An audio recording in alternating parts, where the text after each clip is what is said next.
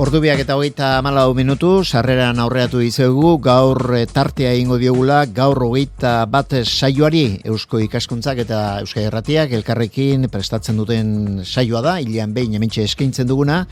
Genero berdintasunaren gaia aztertuko dugu gaurkoan, eta zehatzago esan da Eusko Ikaskuntzak berak onartua duen berdintasun plana. Irati Azkuek prestatu digu gaurko tartea.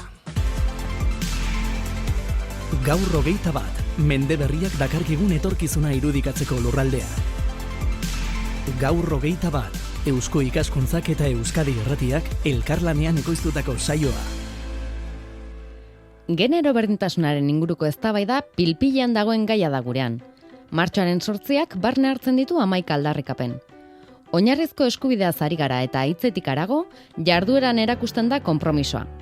Eusko Ikaskuntzak bere estatutuen aintzintzolasan jasota badu, erakundeak emakume eta gizonen arteko berdintasunaren alde izango duen jarrera aktiboa. Baina 2019an erakundeak urrats bat gehiago eman nahi izan du eta berdintasun plana egin du. Miren Epalza, Eusko Ikaskuntzako berdintasun planaren arduradunak, elkartean gaiaren inguruko aurrekariak zein diren azalduko dizkigu. Nabarmendu nahi genuke 1918an Eusko Ikaskuntza sortu zenean, aitzindari izan zela garai horretako beste erakunde batzuekin alderatuta, Euskal Herriko kultur eta zientzia bizitzan emakumei sarbidea ematen. 1920ko hamarkadan asko izan ziren Eusko Ikaskuntzan bazkidetu ziren emakumeak, heziketa mundukoak bereziki. Garai hartan Eusko Ikaskuntzak antolatzen zituen udako ikastaroetan emakume gazte askok parte hartu zuten. Eusko Ikaskuntzaren berdintasun plana 2019-2022 urteen artean gauzatuko da, eta 4 printzipioetan oinarritzen da. Feminismoaren paradigma, genero ikuspegia, intersekzionalitatea eta emakumeen ahalduntzea.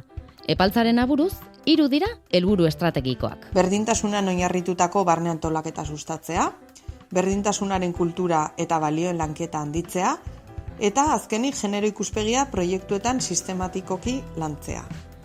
Helburu horiek aurrera eramateko fokua, besteak beste, komunikazioan ipini dute. Esate baterako komunikazioan jarri dugu fokoa, eta berdintasunean komunikatzeko gida bat prestatu dugu. Kontziente gara hizkuntza realitatearen isla dela, baina baita ere potentzial eraldatzaile ikaragarria duela errealitatea bera sortu eta interpretatzeko. Guztira, 22 ekintza aurreikusi dira berdintasun planean. Bertan jasotzen den lan lerroetako bat da berdintasunaren kultura eta baloreen lanketa handitzea. Horren baitan, erakundearen berdintasunarekiko konpromisoa handitu eta ikusaraztea da asmoa. Horri erantzuna emateko xedez, Eusko Ikaskuntzak intersekzionalitateari heldu dio eta iaz Bilbon identitatean hitzen inguruan eztabaidaraiko sinposio bat antolatu zuen. Zurine Elordi, emakundeko idazkari nagusiak, intersekzionalitatearen inguruko bere ikuspegia azalduko digu. Nire ustez, intersekzionalitateak eraikuntza teoriko gisa aurrerapen kualitatibo garrantzitsua dakar.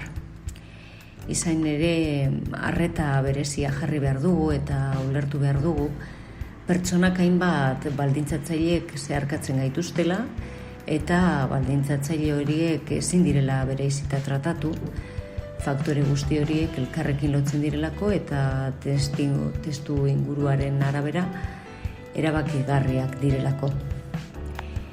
Ikuspegi intersekzionalak pertsonen bizitzan eta identitatearen eraikuntzan daude baldintzatzaile guztiak kontuan hartzen laguntzen digu.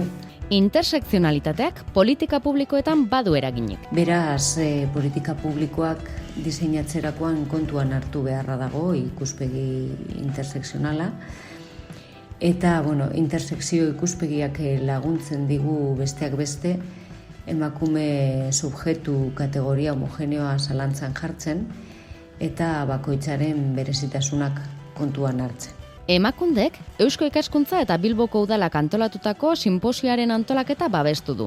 Zergatik baina? Emakundek sinposio hau babestu du oso gai potente eta garrantzitsua jorratzen delako, eta aukera zein hobea ematen digulako gizarte sektore ezberdinekin batera, hausnartzeko nola egin behar dugun intersekzionalitatea modu eraginkorrean gure politiketan txertatu ahal izateko.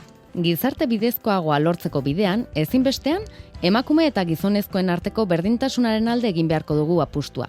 Aldaketak eragin ditzaken indarrak eragile guztien babesa eskatzen du eta. Elordi. Emakunderen filosofian oso txertatuta dago elkarlanaren printzipioa. Azken finean, berdintasun ezak sektore eta eremu guztiak zeharkatzen ditu. Beraz, gizarteko eragile guztiekin egin behar dugu lan, bat eginik helburu berdinaren alde. Eta zentzu honetan emakunde lankidetzarako eta berdintasunaren aldeko indarrak batzeko irekia dago beti. Etorkizunari begira, gizarte demokratiko eta bidezkoago baten alde eraikitzen jarraitu nahi badugu, ezinbestekoa dugu elkarlana. Belaunaldi berriek berdintasunean garatu ditzaten euren jardunak, generoa dena delakoa izan da. Eusko ikaskuntza asmoz eta jakitez.